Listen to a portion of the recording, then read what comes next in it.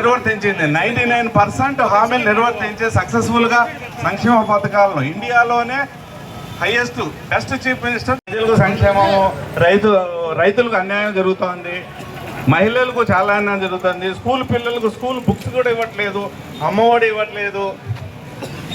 ప్రతి వర్గానికి ఏ వర్గానికి సక్రమైన న్యాయం జరగట్లేదు. కానీ ఈ దుర్మార్గ పాలన, ఈ వెన్నుపోటు పాలన ముగించాలి. ప్రజలందరూ గమనిస్తున్నారు. మేమందరికీ కూడా విన్నవించేది ఒకటే, చంద్రబాబు నాయుడు గారి పాలన గమనించండి.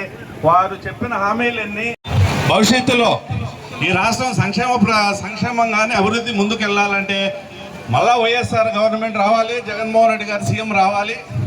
అప్పుడు మన ప్రజలందరికీ కొద్దిగా న్యాయం జరుగుతుంది. ఇది ప్రతి ఒక్కరు గుర్తుపెట్టుకోండి. ఇంకా భవిష్యత్తులో జరగబోయే ఇంకా 2-3 ఏళ్లలో కూడా